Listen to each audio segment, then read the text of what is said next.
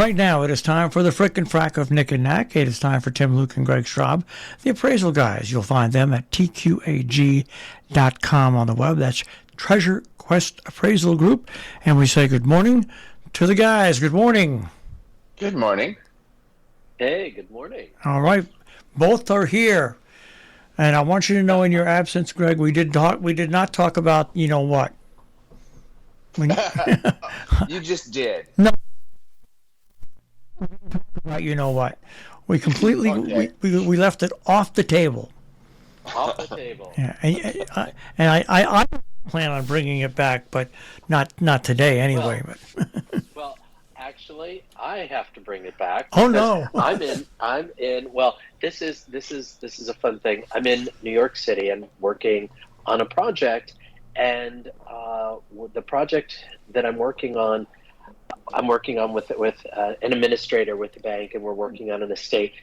And she is here, and her sister and her brother-in-law and also a friend was in town. So she invited me to Brooklyn last night to have dinner, and it was really nice. Well, it turns out that the brother-in-law and friend, Andrew and Lee, they do a podcast all on cryptocurrency and about NFTs, and we had a wonderful discussion last night about appraising them and about talking about them.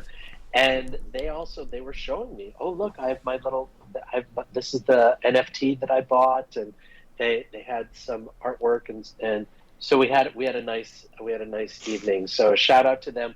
I told them, hey, I do a podcast too with this. It's called Appraise This on Robin Hood Radio, and so they're probably going to turn in this morning. So wanted to give them a shout out. But I was telling them how it just blows Greg's mind about NFTs and what it is in cryptocurrency. So sorry I had to bring it up, but it was a wonderful evening.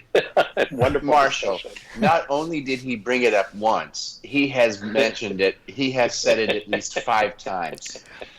But Greg, here's the great thing: you get your revenge because look at where cryptocurrency is today. Right. Well, the way I understand it, I think it's kind of going in the toilet for a little bit right now, isn't it? Yeah, it'll probably bounce back, but yeah, it's way. Of course. It's down like 75%, but I call this Greg's revenge. That's it. Greg's revenge. Very, very fun. Very fun. Now, I found a story, and this is absolutely wild. I thought we talked about just about anything that could be auctioned off, okay? But one thing we didn't talk about were roaches. Oh my God, I have that on my screen in front of me. Dead roaches that ate moon dust went up for auction, and then, of all things to complain about, NASA complained and objected as the sale was halted. Yes.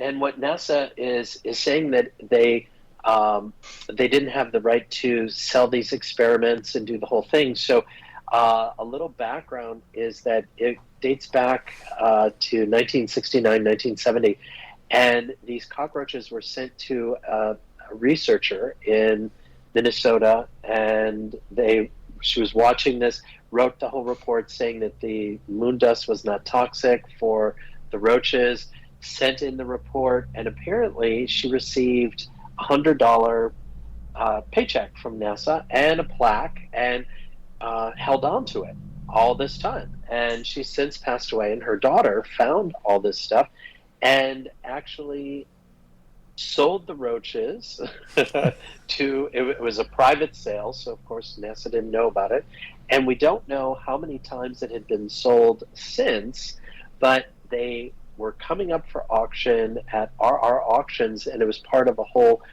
space memorabilia, and the bidding had already gone up to $40,000 prior to the live event, which was going to take place a couple days later.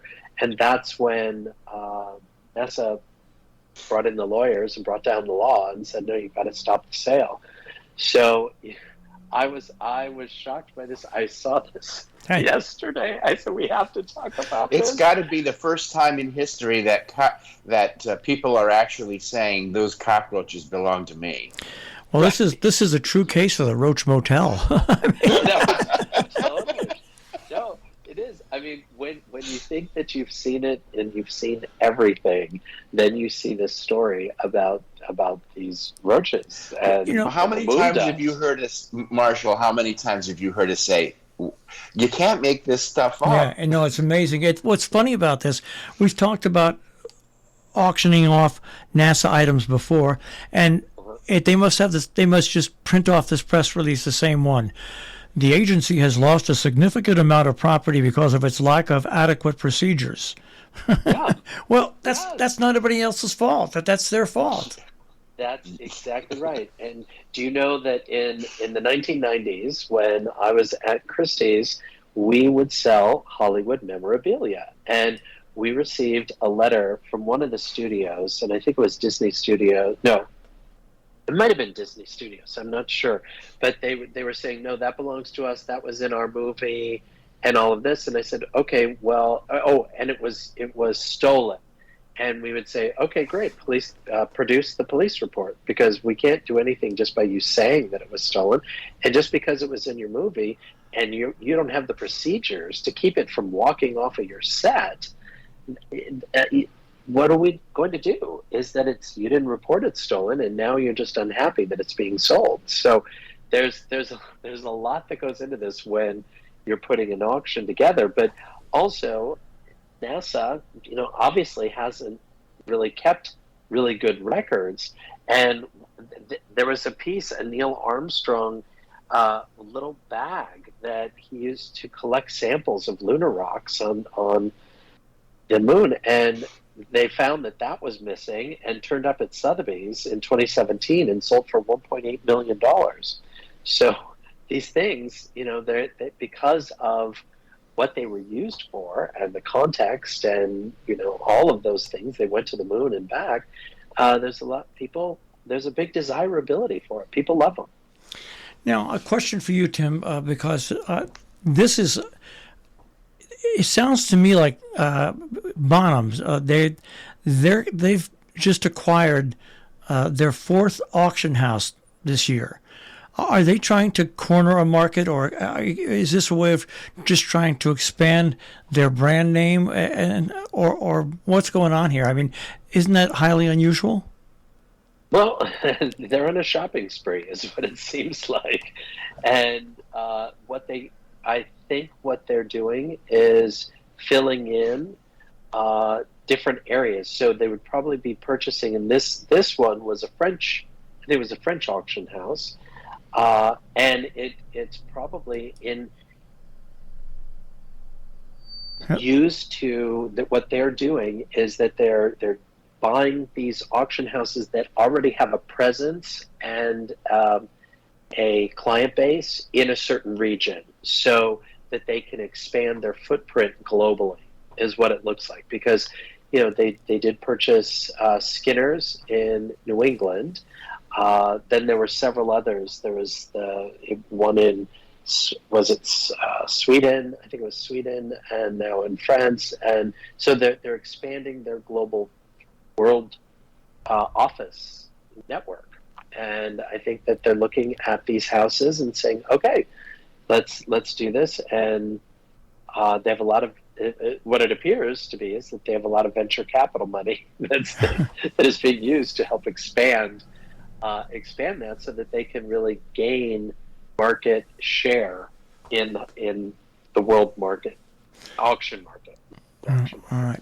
Another interesting story: an artist who was inspired by Van Gogh's self-portrait, Ernst Kirchner's self-portrait, is going up for auction tomorrow, as a matter of fact, in London.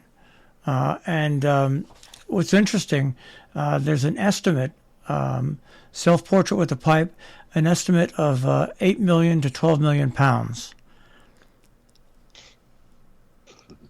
I did actually read a little bit about that yesterday. I'm doing some research for Tim for Heinemann, and I happened to run across that. Have you seen it? Because it is it's I kind of like influenced. it. I kind of like it. Yeah, it's kind of a contemporary twist on 19th century French impressionism.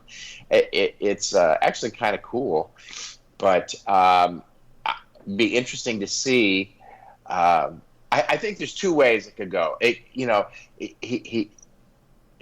could go either terribly good or terribly wrong, and I'm not exactly sure why they think it's going to be that much, and why it's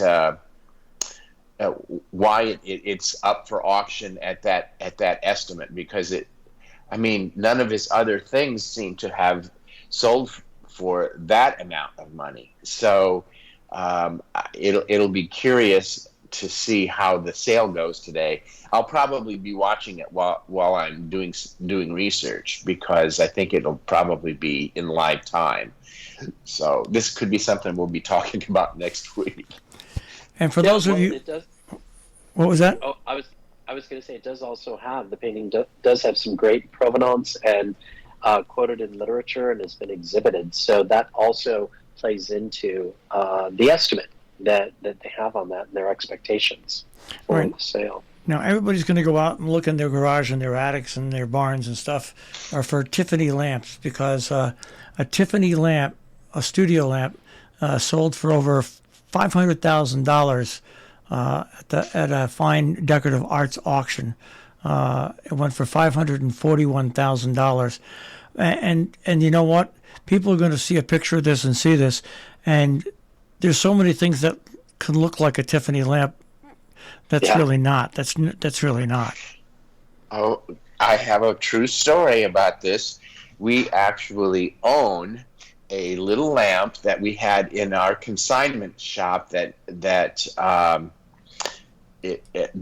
we went to look, when we got the phone call, the woman said I had a Tiffany lamp for sale, and so we were all excited. We went to look at it, and turns out it was, air quotes, Tiffany style. And it was that very same lamp we found was still available in a lamp shop. And today it is sitting on one of our cabinets here. And it's a really pretty little lamp, but it's worth $25 or $30. It's done in the style of Tiffany, not the actual. Well, you see that now, and all these burger chains now are having. You think you're getting a Wagyu beef burger? No, it says in the style of Wagyu beef. Wagyu, it's like champagne. Champagne only comes, true champagne, from one place, and Wagyu beef only comes from one place. And it's not going to wind up at Arby's. Just like Tiffany lamps, because this has kind of been an ongoing thing over the years with Tiffany lamps. When they started really selling and becoming newsworthy, and if you Google Tiffany lamps for sale right now, I guarantee you're going to see lamps sold at Lowe's, Home Depot, Target, and it says right in their advertisements, Tiffany lamps. And so when somebody goes to Lowe's and they say, "Oh, a Tiffany lamp for $29." Oh my God, I'll take two. And then a lamp like this sells for $500,000.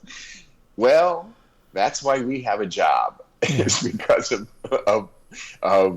people who don't really either do their homework, or they don't understand what a real, true Tiffany lamp is. So I did see that, and it is kind of humorous when I laughed a little bit when I read the article, because I turned around and looked, and there is the proof sitting right there on our console. There you go. And this is an interesting story. A really rare copy. I don't. They say extremely rare. Either it's rare or it's not rare. I mean, it's kind of like semi-boneless beef. You know, either it's got a bone or it doesn't have a bone. To me, Is that like being a little bit pregnant? You know, yeah. You know, it's kind of the same thing. You know, I think rare means rare. Anyway, well, a rare copy of the Freewheelin' Bob Dylan is going to Heritage Auctions on July 9th and 10th. It's a stereo album, and it's going to be auctioned off. And it's interesting. They think the original copies of that went for a certain amount of money. They think this one was going to go for somewhere around $60,000. Right.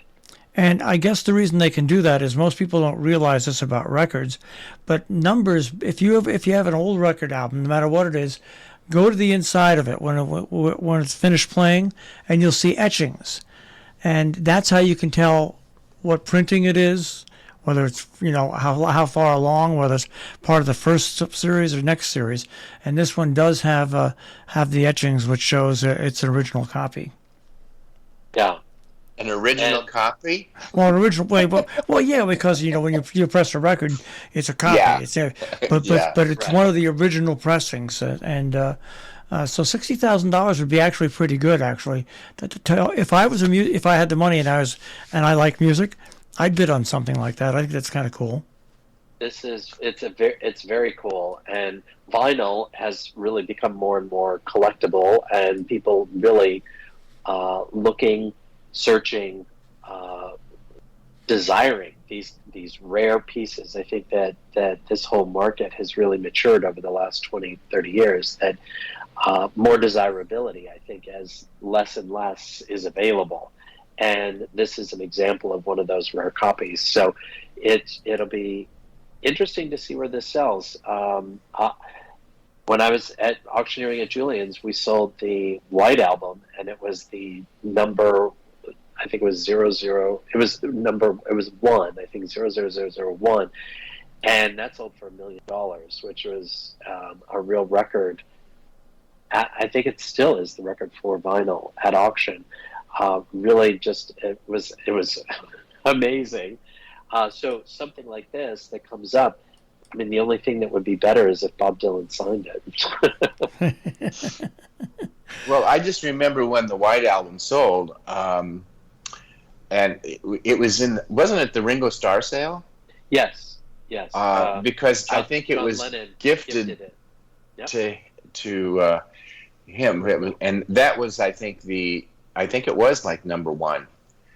But $60,000, I don't care. $30,000 for a record album is really, to me, amazing, because there are millions and millions and millions and millions of records that are still vinyl, that are still out there. And people still do listen to them, but collecting them is a completely different thing. It's like a wine collection. Sometimes people open their wine when they pay $6,000 or $7,000 for a bottle of wine at auction, and sometimes they just collect it for the fact that they have an expensive bottle of wine.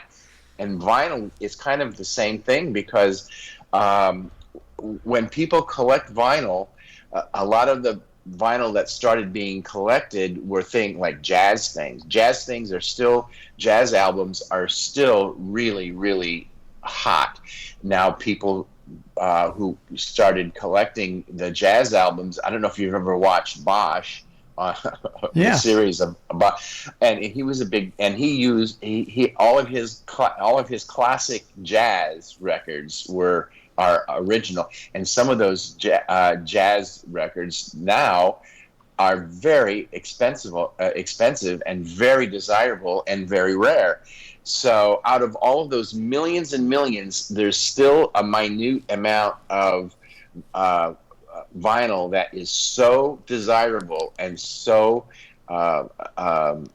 collectible that they do command these high prices. And Tim, I do think you're right, because I thought about this the other day, because I've noticed there have been some vinyl that have come up for auction. Like Heritage has been doing some, and it seems as though like it's cyclical. I have a feeling we're coming into another cycle where records or vinyl is really starting to come into its own again, and not for a little money. I mean, but a lot of money.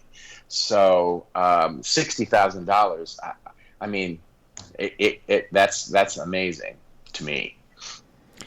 Well, what I think about this is my father was a comedian in the 50s, a very successful comedian, and he made 3 albums, and he also was one of the first comedians ever to release a 45 single called "I'm a Rollin'." I can go on the internet today, and my father's albums back in the days when they came out were sold for like $2 and $3. You know, now the cheapest I can find one of my father's albums, and it's still. This is the amazing thing. Some of these stores still have them wrapped in the plastic, not opened. Okay. Wow.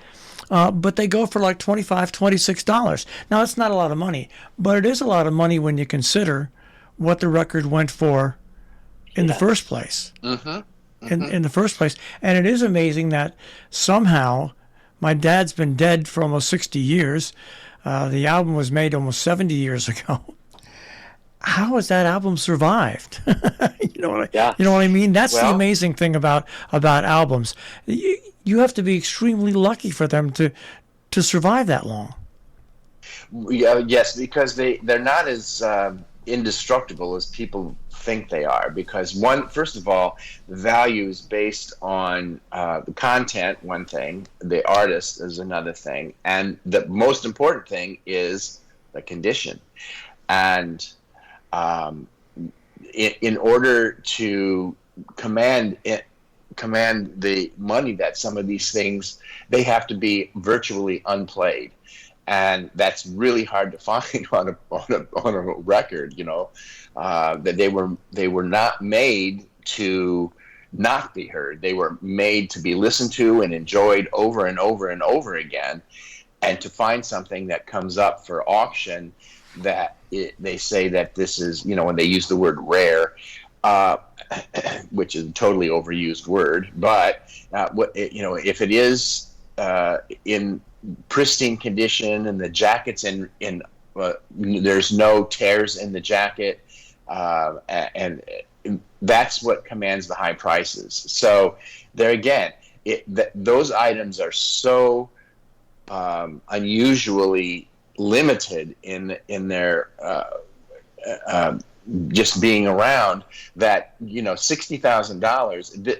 I'm sure this album is probably just like that, where it is completely pristine, and like you say, it has all of the things on the inside that it needs, and people go crazy for that. And so I think there is especially for certain icons like Bob Dylan. I mean, let's face it, he is probably one of the greatest music icons in the history of music. I mean, for something like this to come up, it is really amazing, and the fact that it's excuse me, could, you know, sell for $60,000, it's quite remarkable to me. Well, it helped me because I had lost 2 of the albums of my father's, and I was able to go online and buy those 2 albums, and I had the one other. So I've got all 3 of his albums and also his 45, and because somebody managed to save that over the years. So it seemed pretty amazing to me at the time. When I began the search, I never thought I'd find it, but actually there's quite a few out there, which is amazing. You know, when I think about me as a kid and 45s, we had, you remember the 45 that came out, it was in the early 60s, it was The Lion Sleeps Tonight. Yep. It was probably like one of the biggest hits of all time. And of course, every kid in school knew how to sing that song, and we played it at our house so often that it wouldn't play anymore. That's right.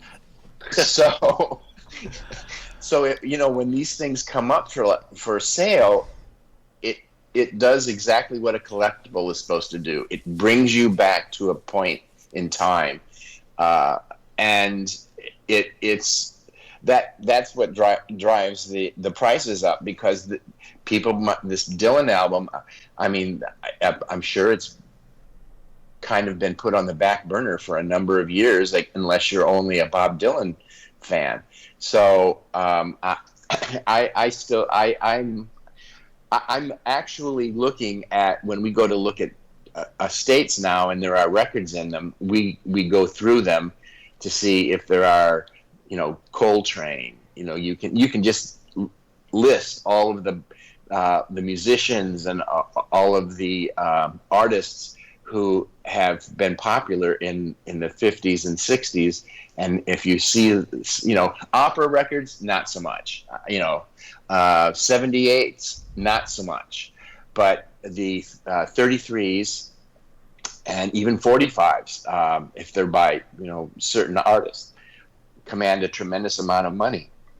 So we can't actually make fun of them so much anymore. All right. Well, we went from bugs to records. All right. There we go. Guys, I want you to have a good week. I'll speak to you next week.